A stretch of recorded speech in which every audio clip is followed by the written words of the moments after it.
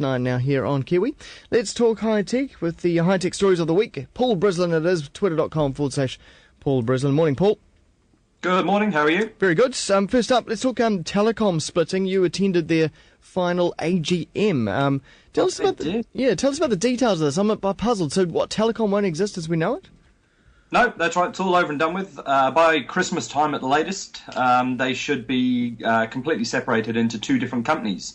So you'll start to hear more about Telecom Chorus and what they're calling New Telecom, which may or may not get a different name. It's the retail arm. That's the bit that we'll all be dealing with. But Telecom Chorus, for the most part, will own the network infrastructure. Telecom Retail, or New Telecom, or whatever they call it, will end up owning Telecom XT, the mobile phone network, some of the national backhaul, and all of the retail stuff. So they're the people who'll be fighting tooth and nail to get your money. Okay. What does it mean for the consumer?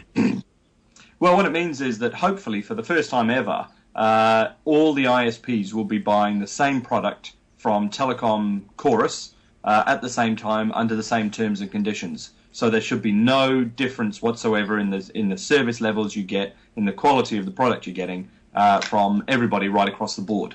There'll be no favoritism for any particular player, and as we move into the fibre world with the ultra-fast broadband, it's quite critical that we have this sort of blank slate, so that instead of just being the default setting and everybody goes with Telecom Retail until such time as they get told otherwise, you'll have to make the call up front and decide for yourselves which ISP you're going to go with. So it's a very good opportunity for all the ISPs finally to start causing trouble in the market. Well, see lower prices, faster speeds, you name it. And more data. And talking about that, Vodafone have increased the data on their plans. Slingshot is also offering something. Have Telecom and Orcon moved as well?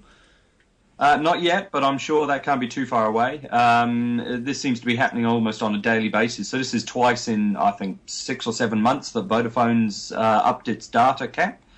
This is a very good sign. You know, we absolutely have minuscule caps in New Zealand. So without spending any more money, I've gone from, it was about 25 or 30 gig to 45 gig, and now 60 gig a month.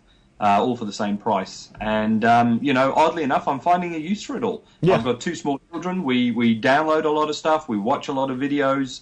My wife's using the computer more. I've got iPads, I've got iPhones, I've got devices all over the place. We're all using this connection now. It's quite a change from when I first started working from home 10 years ago, sitting at this very desk. And I was on 600 megabytes of data a month. And I kept to that limit, because all I did was text, and it was just me. Yeah. Now it's a whole family. We use it an awful lot more. Yeah, indeed. And I've certainly got plenty of uses for this data when it finally arrives on my line as well. Okay, that's right. Yeah, let's head off and talk about Nokia World this week and the release of their new phones. Yes, yeah. Well, Nokia, as you may remember, used to be a cell phone company some time ago, and they were very popular, and everybody had a Nokia. And if you didn't have a Nokia, you were a fool, because all the other companies made made phones, but they weren't as good as Nokia. Yeah. And Nokia ruled the roost. And then along came this whole move to the smartphone, and Nokia missed the boat completely. They kept telling us all that their existing phones were smartphones, that they absolutely were as good as this iPhone thing or this Android thing, and they absolutely weren't. And unfortunately, Nokia's really fallen badly in the last few years, last couple of years, and it's getting worse. But they're hoping to turn it all around with the announcements they've just made. And the key one there is this raft of new cell phones coming out running the Windows operating system, the new Windows Phone. What are we? Windows Phone 7. 7. We're still on 7, aren't we? Yes. We haven't upgraded yet. 7.5. They're pinning their hopes on Windows as the answer to all of this. Which is a very interesting move. Well, the actual devices themselves, I think there was a couple that they came out with, look great. They look similar to the N9 that's just been released into the market, which was foolishly running the Symbian operating system. But as an actual device, very sexy, very thin, very stylish looking, and very powerful as well. Yeah, and the N9 is a beautiful phone. if that was running a proper operating system, it would be quite tremendous. It is a gorgeous bit of kit, and it does a very nice job of keeping up with the iPhones or the Galaxies from the Android world. It's a gorgeous screen on it, and it really is. But an interesting call going with Microsoft. So Microsoft is the third place getter in the whole smartphone race. It's a bit strange. It used to be Microsoft versus Palm, and they destroyed Palm in the market.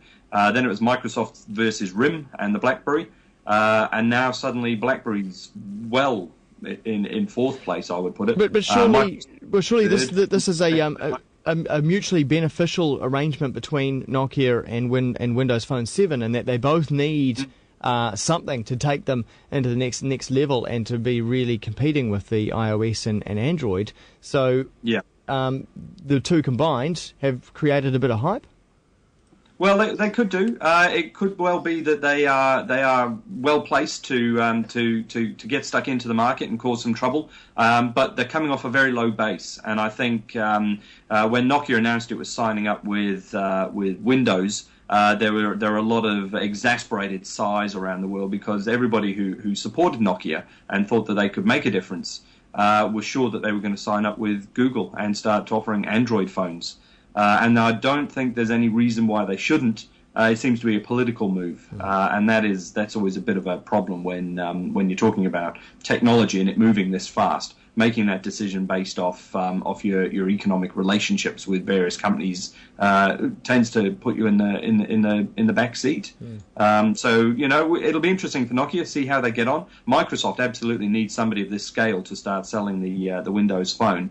I think we had one version here in New Zealand, and it sort of came in with a hiss and a roar, and everybody said, including us, well, it's all right.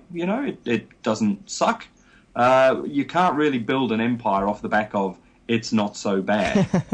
You've got to have something a bit more than that, and let's hope the Nokia can do it. Yeah, well, I suppose I'm a little bit biased now, but it is my daily phone. I mean, I do love it. This is the HTC Trophy, but there are Samsung ones out there now as well in the market, so it'll be interesting to see what these Nokia ones are like. Let's move on to gaming, finish up on gaming. A couple of massive releases on the way. In fact, one has just been released in New Zealand.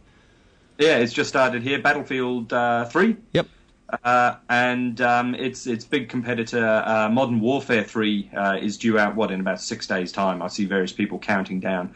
And these are two of the biggest games of the year, if not the two biggest games of the year, coming out a couple of weeks apart, and destined to force a lot of sick days on people who should know better, particularly these days people who don't live in their mother's basements and don't order cold pizza for breakfast, but are 30 and 40-something professionals who live in the real world. And the stats around who gamers are have changed dramatically in the last few years, and we're starting to see people, certainly in business, taking gaming quite seriously, as it should be.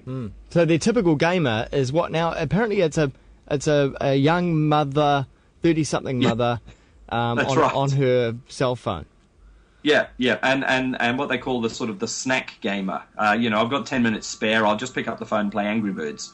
Or Cut the Rope, or Fruit Ninja, and the list goes on and on and on. I'm a bit of a Sudoku widow. My wife sits there in the evenings playing Sudoku on my iPhone, and drives me nuts. Can't get a conversation out of her, so I can watch whatever I like on the TV. So long as it's a cooking program, I'm allowed. It's all good. But there is a huge change now, and in emphasis in gaming, and it sweeps right across the board. My daughter this morning was playing a word game like Boggle on the phone while she was eating her breakfast, and I was torn between, do I try and get her to concentrate on eating her rices, or do I just let her go with it, because she's actually learning how to spell words, right, which is fantastic if that's her hobby. Oh, Dad, please let me learn. Oh, go on, I'll be good. I'll do all the dishes if you just let me have an education. Well, that's probably not a bad spot to be in. Now, and that's quite interesting. Quite an interesting change. Now, Paul, I'm consider myself to be more of a Battlefield 3 sort of infantryman / medic. You do.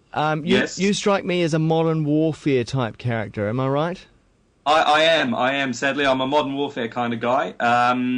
Predominantly because I have absolutely no skills these days and a very old crusty computer. So all I can do is play first-person single player. I can just play through the story. Right. And the Modern Warfare story's a rollicking good time. And you can feel like you're really doing some good when you're shooting the robots. When I go out there in the real world these days, the kids, with their twitch reflexes and their hyper-caffeinated systems screw me over completely. And I might as well not even bother spawning. But it's a complete waste of time, But back in the day, Call of Duty was the game we played. We played Day of Defeat until we were raw and stayed up all night, and it was a thing of glory. But these days, no, I'm an old retired warhorse. It's all I can do to just sit in the background and snipe periodically. That's about as good as me. But not quite ready to hang up the camouflage webbing just yet. No, not just yet. No. And, it's a good excuse to upgrade the computer, isn't it? So that's the next shopping present, I think. Christmas is coming. I might need a gruntier graphics card at the very least. Indeed. Paul Brislen, thanks very much. We'll see you on Twitter, twitter.com/Paul Brislen. See you next week. Take care.